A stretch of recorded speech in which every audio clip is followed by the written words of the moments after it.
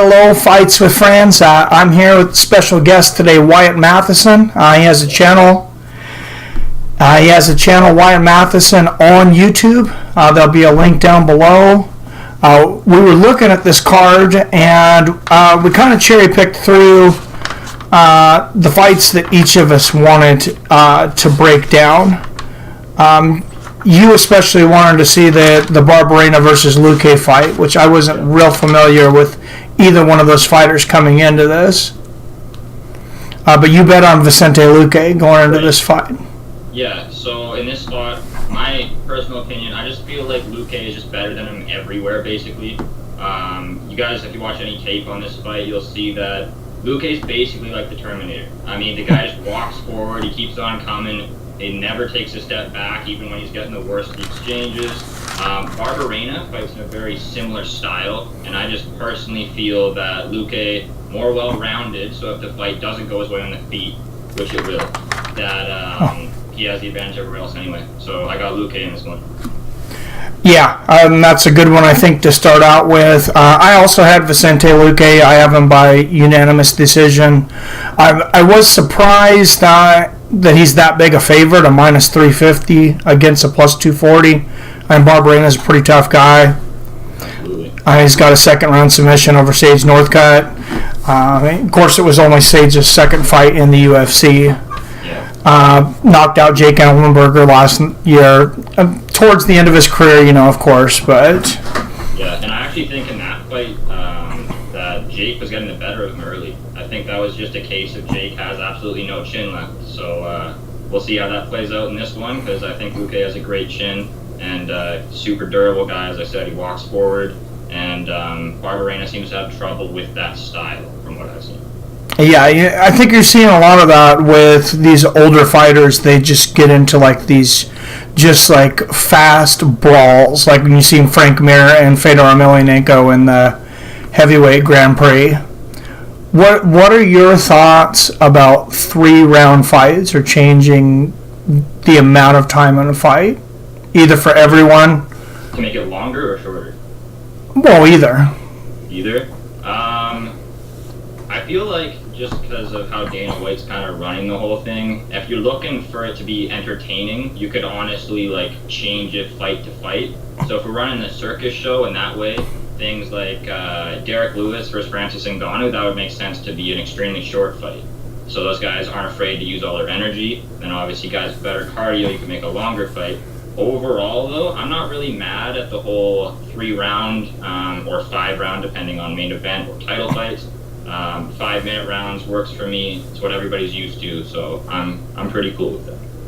Yeah, I am, for the most part. I would not mind seeing some 3 rounds, especially, or 3-minute rounds, especially some of these guys as they get older.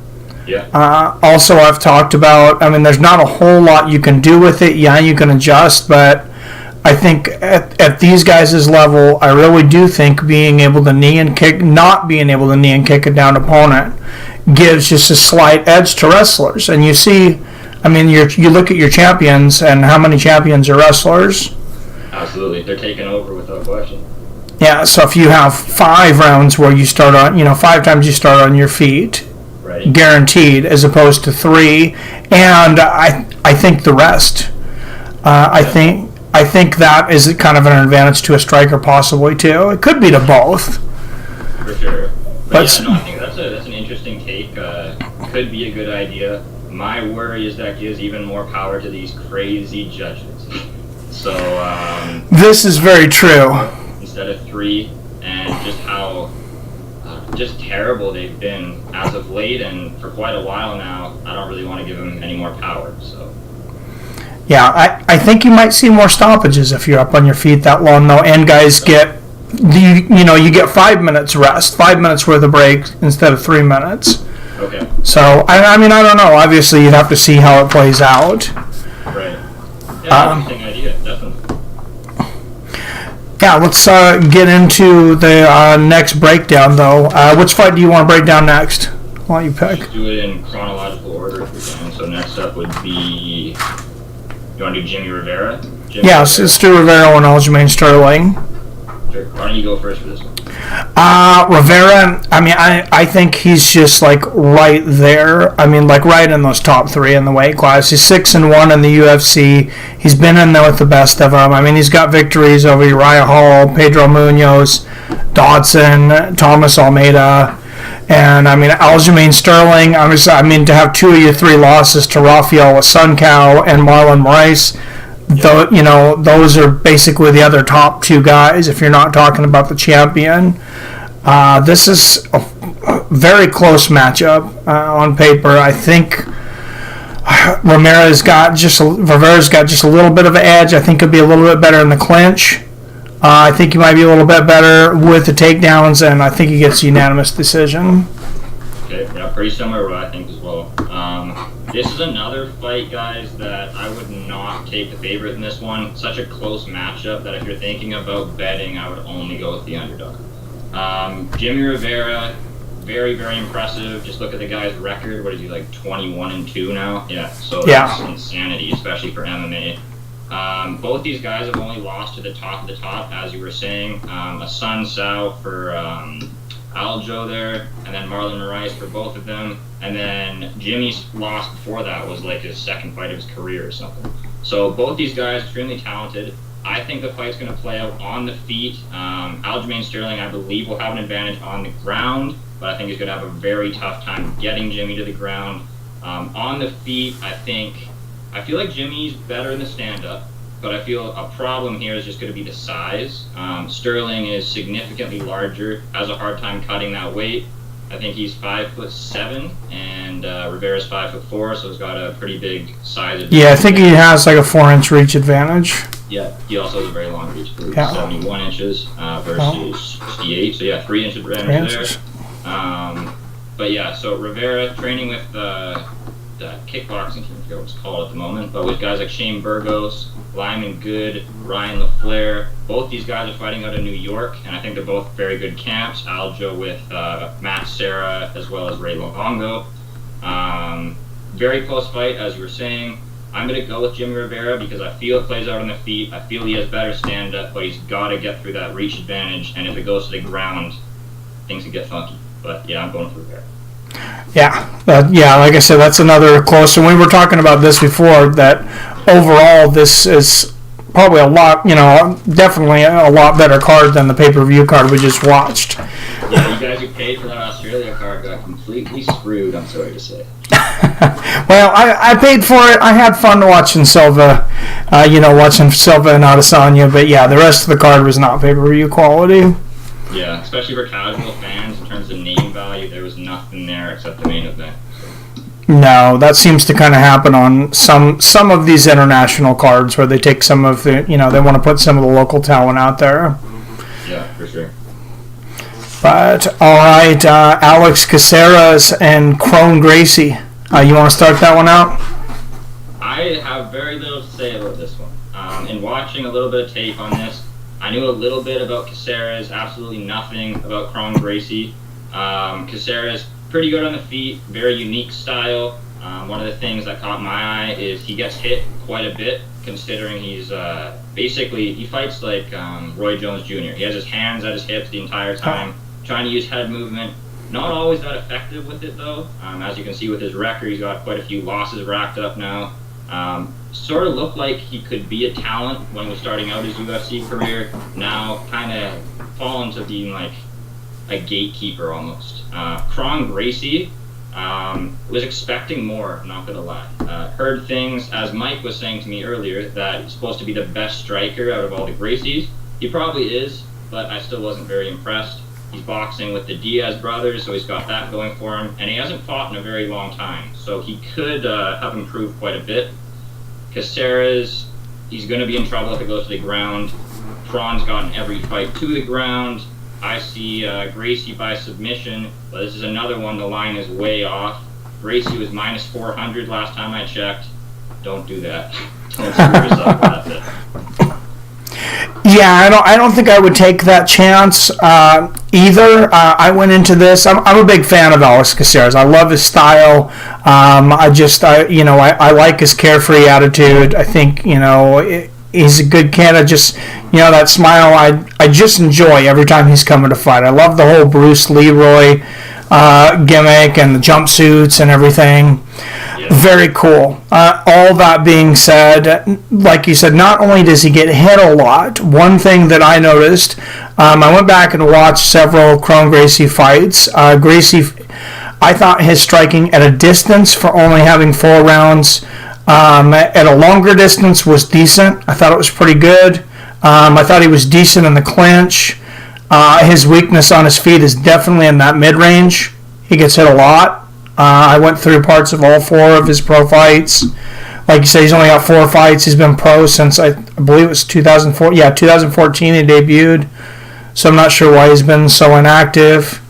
Obviously, the jiu-jitsu is going to be there. I mean, he's the son of Hicks and Gracie, which, rumored, for those of you who haven't watched the Choke documentary, definitely recommend it. Hicks and Gracie rumored to be 400-0. Sounds a little unbelievable, but supposedly there's a lot of people that could substantiate that. I have a hard time believing anybody was there for 400 fights, but yeah, that's insane. Yeah, he was pretty good, and that was also pretty much everybody in the gym substantiated that when he went against Royce, he would put one hand inside his belt, and he would still easily submit Royce.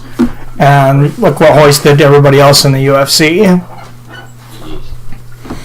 Yeah, and just going into, I know this is his son, but just going into Hickson for a minute, those of you that wonder why Royce was in the UFC, Hickson actually asked for, I believe it was $10 million. And the UFC was not worth anywhere close to that at the time. He's like, oh, Mike Tyson. It was like, I believe it was around the time Mike Tyson and Evander Holyfield were fighting. He's like, oh, they're getting this much. I want $10 million. They're like, you're nuts, man. So, and that's why Royce went in there. The rumor has been year over year, basically, usually the story's been told that they put Royce in there because he was the smallest. Talking to Art Davey, that wasn't true.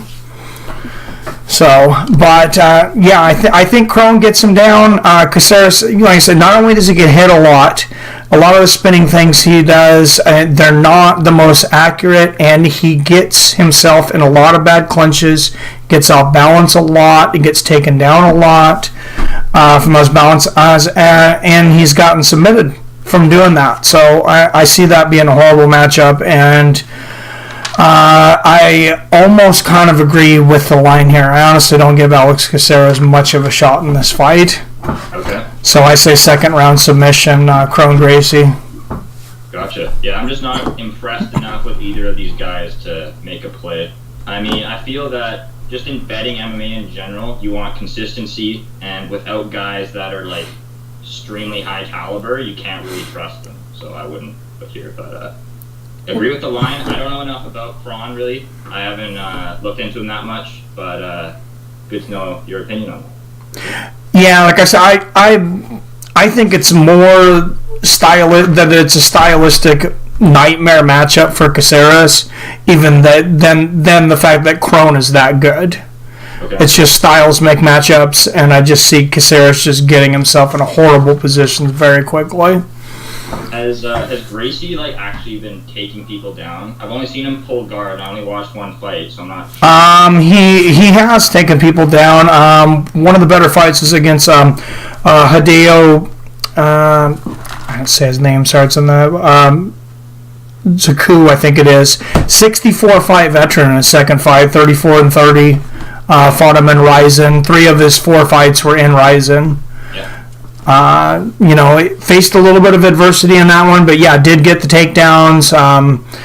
Hideo actually fought off, choke early. Gracie had him, had hooks in, and Hideo was able to transition out of it and get back up, but Kron basically got him back in the same position again. Through the clinch, struck his way in. Did not look like Royce Gracie did when he was striking. If you watch those first matches, it's like hands up, eat about 12 shots, hope you can get an awkward looking takedown, and then once it gets to the ground, nobody knows what to do. Yeah, exactly. Yeah, definitely no disrespect to Royce Gracie, but it's just, the time that they were in. Yeah. For the good, for sure. Exactly. Absolutely. Yeah. James Vick and Paul Felder. I mean, that one, coin flip, almost coin flip, and you can see the odds plus 110. It's like it's a coin flip. Yeah, and the odds have flipped back and forth as well, so nobody has a clue. Yeah, it's. I went back and forth several times as I was breaking this down. I'm like, oh no, I think Vick's gonna win. I watch a little more footage. I look at a few more stats. Oh no, I think Felder's gonna win. Yeah. So for this one, again, very very hard time choosing. A little bit back and forth. James Vick, the whole question mark beside the guy's name is that last knockout. And I feel that people are seriously underestimating Justin Gaethje. I think he's extremely talented, but he doesn't really show it that often. He loves to brawl, as we all know. He loves to be entertaining. But the guy's got some serious skills, and it really showed in that one.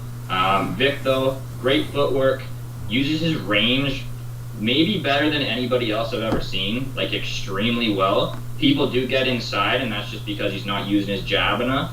Felder, very, very explosive. I feel that he often falls victim to wanting to brawl, though. I've seen a couple fights where he just starts grimacing and just goes after the guy, which leaves a lot of openings. Not saying Vick has a ton of power, but with all that reach, you got a lot of momentum to go from point A to point B. I am actually going to pick Vick in this one. Again, it's extremely close. Felder could use those leg kicks. That could come into play. And I think where Felder could have a big advantage is if he takes him down. I don't see that happening, and I'm not saying he's way better on the ground or anything like that, but if he has top position on Vick, that could be problematic because his ground and pound was dangerous. But my pick is Vick for this one.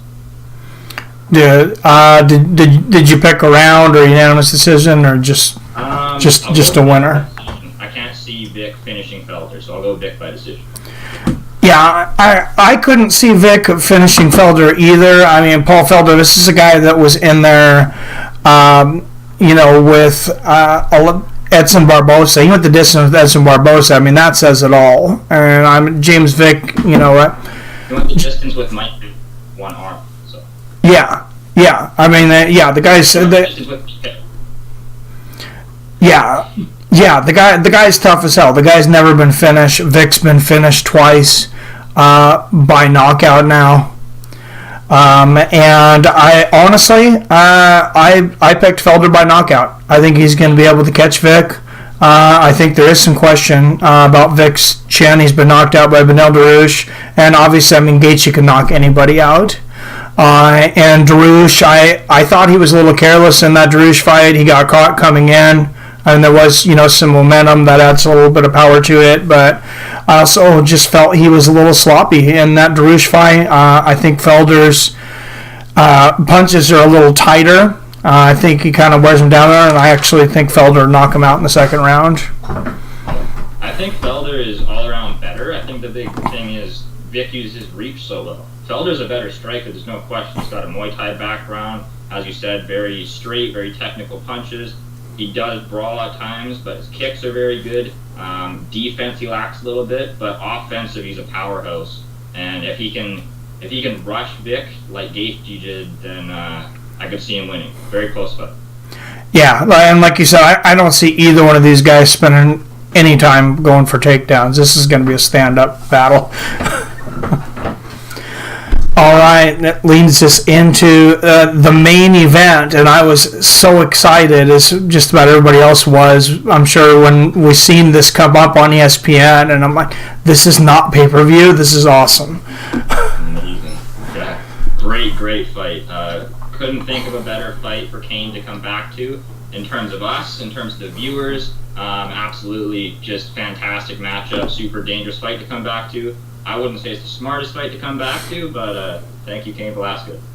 Yeah, for sure, definitely. I mean, that's a super dangerous fight for sure. But I mean, as many injuries he's had through his career, he's 36 years old. I don't think he wants to waste time, fighting guys that aren't in the top echelon. He wants to get back in there for a title immediately, a title shot.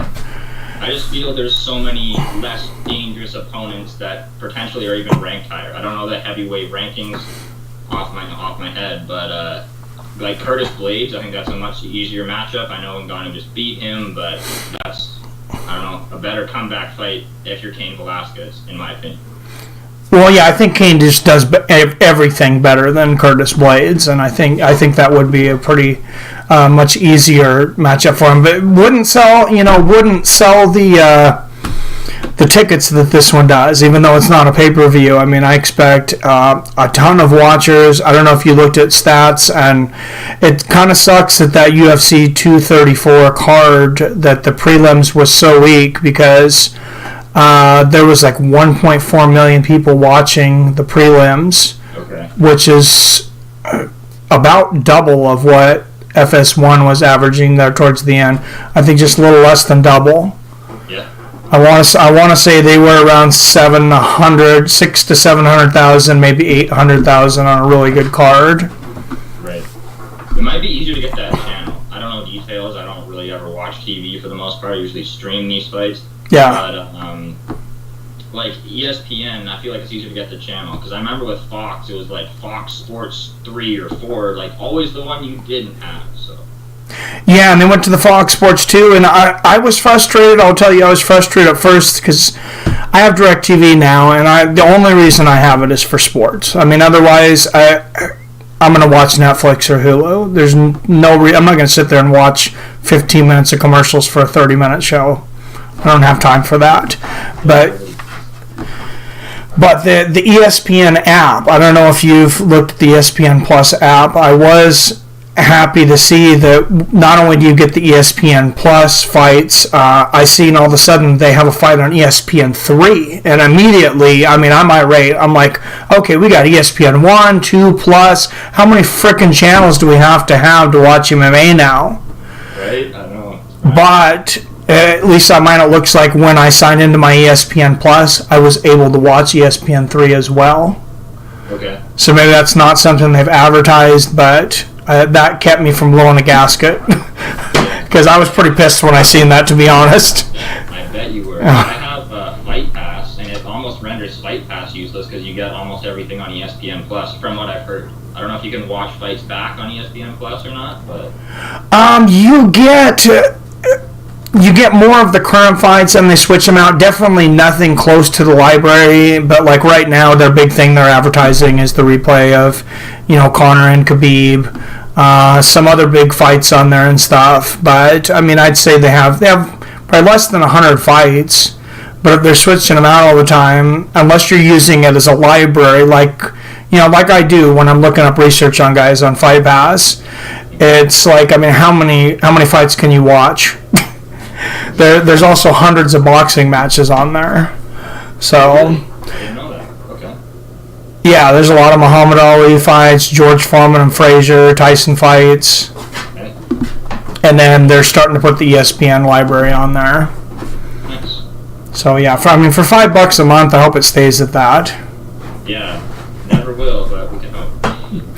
Yeah, but as far as that, I looking at this matchup, I looked at Cain. Cain, surprisingly, he actually has a higher knockout ratio. I don't know if you noticed that, than Francis Ngannou. 86. Yeah, he's knocked out most of his opponents in the UFC. The only guys to go the distance with him was JDS, which of course they each finished each other the other times. Cain finished him in the 5th round, JDS in the 1st. And then the only other guy to go the distance with him was Czech Congo. Really? Yeah. I didn't know either. And he's had almost 14-2. He's had almost every fight in the UFC. And yeah, I think you think of him as such this cardio king that even I didn't really realize that story until I started going through the stats. I'm like, wow, he knocks everybody out. Yeah. And obviously he doesn't have the one punch knockout power that Francis Ngannou is in, but I mean, Stipe put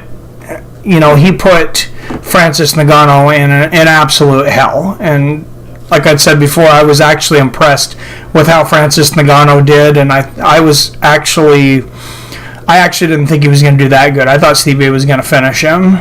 And just so you know, I thought Ngannou was going to win. I was wrong. I'm sorry. Well, even the odds makers thought he was. So.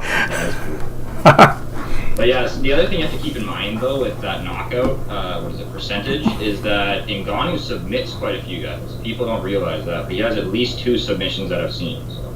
Yeah, he's finished every single one of his wins. It's either a knockout or a submission. As long as the UFC stats are correct, because they're not 100% of the time. I didn't verify it through SureDog like I do a lot of times, but I'm pretty sure that's correct. Well, I can't imagine Ngannou winning a decision from what we've seen. So. Yeah, that's true, and I think Cain learned from that.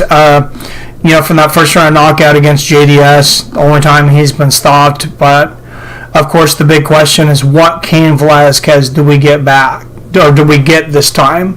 Like you said, he's been away for a very long time.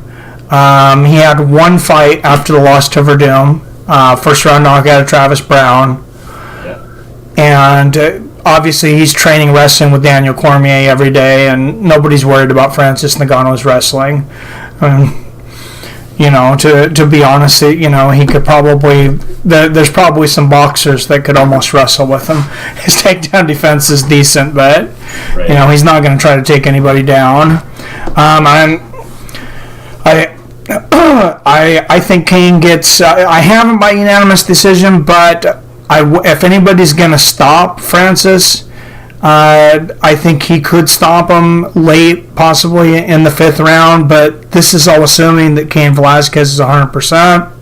Yeah.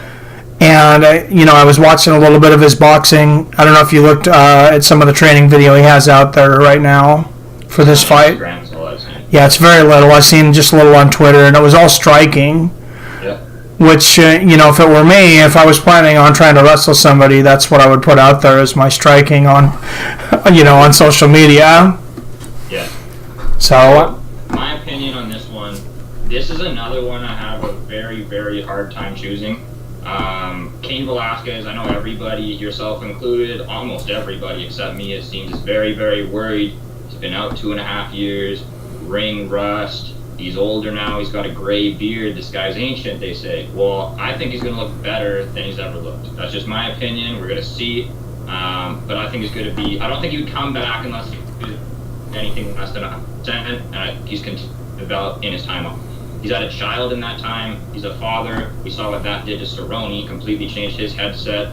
Cain doesn't need a mindset change, but I don't think that's going to hurt him at all. Ngannou... As you said, he's not a wrestler. He's not going to go try to take you down. That's never going to be a worry fighting Ngannou. But because he's so strong, so athletic, and he does work on wrestling regardless of what people say, his takedown defense is very, very good. I'm very impressed by it. Stipe couldn't take him down until he was exhausted, which was only 4 minutes in. But nonetheless, he couldn't take him down until that point. And Stipe was timing some of those takedowns brilliantly, and he still had a really, really hard time getting him down. So I feel like people are seriously sleeping on Ngannou's takedown defense. Obviously, he hits like a truck. We all know that. I think one of the keys here is going to be Ngannou fighting like a smart guy, like an intelligent boxer, like James Vick, honestly, using that reach, keeping him at bay. Because we all know once Cain gets a hold of you, he's going to drain you. You're going to be exhausted really fast. And Ngannou's had some cardio issues, as we all know. So we'll see how he deals with that. I'm not surprised at all if Ngannou finishes him in the first 2, maybe even the start of the 3rd round. I think his cardio is going to hold up just fine as long as he doesn't get smothered, which he likely will. I'm going to go Cain Velasquez here, like you said, by decision, but he's got to be in survival mode early, because if he gets hit, it's over. Yeah, no, absolutely. Just like I said, just like with JDS, but I mean, it's not something that's really happened in his career up to this point. So we'll see. I mean, like I said, if it's 100% Cain, I'm fairly confident in Cain. Okay. But it's what Cain shows up. Gotcha. And like it. Go ahead. And that's probably a pretty good point, that he probably wouldn't be coming back if he wasn't 100%. He had the opportunity to go to WWE wrestling, which I guess wouldn't be any better for his back, but he could get one of these deals where he does just pay-per-views, probably like Brock Lesnar, 3 or 4 times a year. Yep. So if he couldn't fight anymore, he might go that way. For sure. Yeah, and if he loses, he very well may. But even if he gets knocked out in 5 seconds, I still think this is going to be a better Cain than we've ever seen. It kind of reminds me a little bit, for those of you who follow boxing a little bit. Tyson Fury just fought Deontay Wilder fairly recently. I think it was start of December. And I told everybody, Tyson Fury is going to look better than ever. That's the only reason he's coming back. He's a man on a mission. I feel this is no different. Obviously, Cain Velasquez never ballooned up to 400 pounds, but he's a guy that I don't think Javier Mendez's coach would even let him return unless he was right in the head and better than ever, especially against a guy like Ngannou. Nah, and that's a good point. And I mean, he's a smart enough guy to listen to the people around him, listen to Daniel Cormier. Obviously, DC, he's a great wealth of knowledge, and I mean, you can't get a better sparring partner as far as your wrestling and pretty much everything else. As we can see, obviously, you better not sleep on his striking after the Stipe fight. Yeah, for sure. This was absolutely incredible. So, yeah, I'm really looking forward to this card. Yeah, and how long have you been doing YouTube now? I just seen your channel here for the first time here recently. Yeah, I think the first video I made was on the Jones-Gustafsson rematch, so that was December, I want to say, so only a couple months. Okay, yeah, I can tell you're very well versed in MMA. As soon as when you put that link up of your first video, I was like, hey, this guy's pretty sharp. He knows what he's talking about. So I was like, I'd be fun to talk some MMA with him. Yeah. So. Yeah, for sure. Well, I mean, I hope, we get some channel growth out of this, and I'd like to do this again sometime, do some other kind of breakdowns or some other kind of shows. Absolutely. Totally in. Yeah, maybe something about the reffing. Yeah, changing the reffing. All that madness, yeah, for sure. Yeah, I don't think 100 judges like Joe Rogan said, but maybe more than 3. Yeah, well, I don't even know how you do it. Like, I don't think voting makes sense because there's like bias with everybody. I don't know how you do it, but I just know what they have right now isn't working. Something that could work, if you had like Faraz Sahabi and a bunch of like the coaches do it, coaches that weren't the coaches of the fighters in that fight, that would be a great way to do it, but I don't know how you get them in there. Maybe they could do it online, I'm not really sure. Yeah, no, that's something that's been talked about. I think it'd be great to isolate the judges from the crowd noise. I think that's horrible. Having them here because to be influenced by that, I think is just not a great idea at all. But well, they could also do it so they can see what we see, but more. You know how they have the guys in the booth or whatever it is that see the replay and see all the different angles. If they could see all of that, and I think the most important thing is they just need to be experts. If they're experts on the sport and they're unbiased, that's all I'm looking for.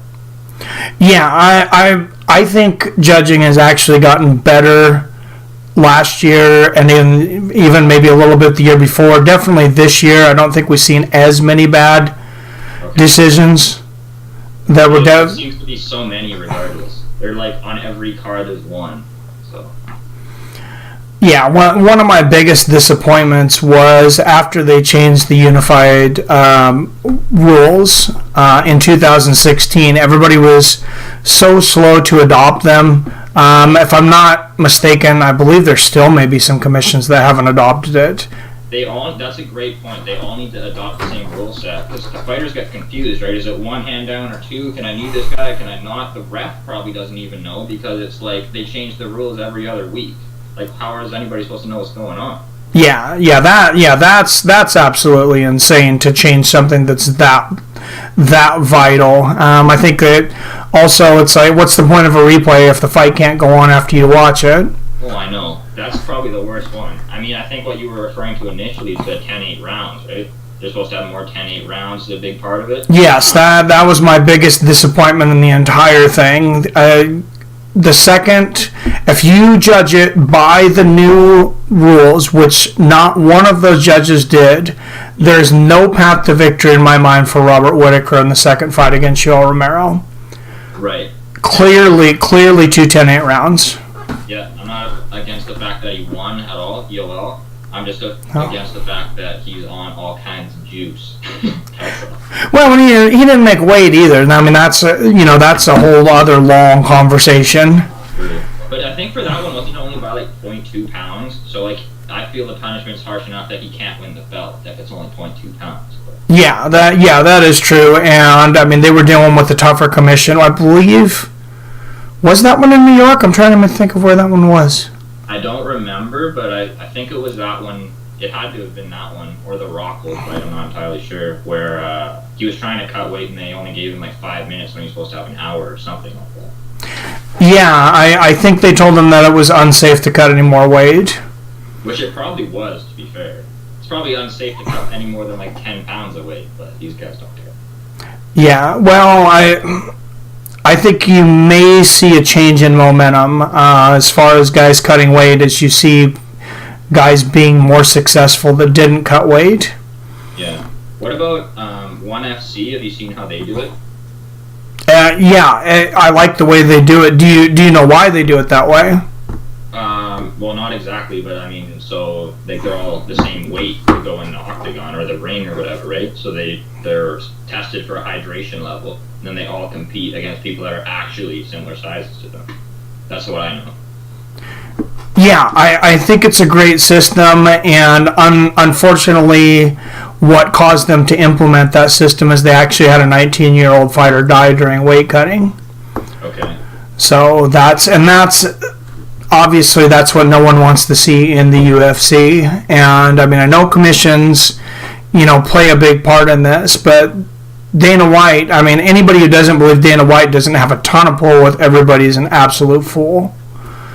I mean when was the last time you see Mario Yamasaki referee? I mean he's over there in PFL and they let him referee like 2 fights over there.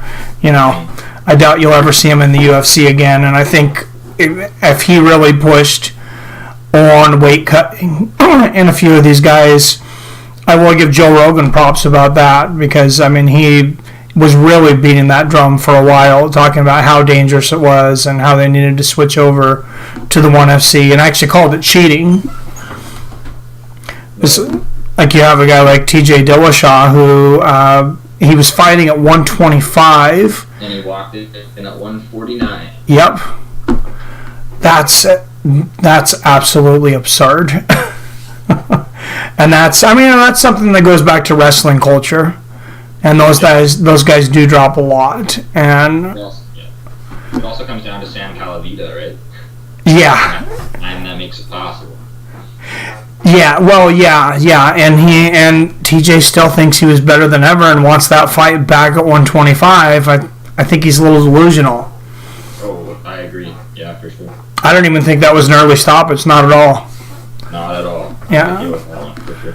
Yeah, we talked about that a little bit before. Yeah. There are definitely some early stoppages, but yeah, that I don't think was one of them. No. But your friend Sam Alvey was just an early stoppage, and I think we both agree on that. Australia had his thumb up, completely protecting himself, and they stopped it anyway. Well, yeah, and he got caught, and one of the most interesting things that I found that was right after he got caught, it looks like he catches a high leg kick. Did you see that? Right after the strike, the guy goes for a high leg kick, and Sam Alvey actually catches it. Immediately after, I mean, I know there's such thing as reflexes and everything, but it seems like you would have to be somewhat with it to be able to, catch a kick of that level. Yeah. Yeah, I don't know. Because, guys, obviously they shoot for takedowns and they're basically unconscious and don't know what's going on, like the referee and whatnot. I don't know if that could be instinctual or if you're right or not. Hard one to know. Well, it definitely could be. I look forward to having Sam on the show again to talk about that. So we'll see. I don't know if he's going to give me that much insight on it, but he probably doesn't want to say anything bad in case like somebody important watches it. But he's always a fun guy. So. Oh yeah. He's a great guy. All right. Well, I have work early in the morning. I know you have what to deal with and snow and stuff there. Hey, it's been a pleasure. Thanks for coming on the show. Yeah, thanks for having me, Mike. Appreciate it. Yeah, absolutely. Everybody check out Wyatt Mathis's MMA channel. I'll put a link down below in the description when I post this, and you guys see him in the comment section often, so say hi to him, check out his channel. Awesome. Thanks, guys. Thanks for tuning in. All right, everybody. As always, I love you. I respect you. And I'll see your fine asses later.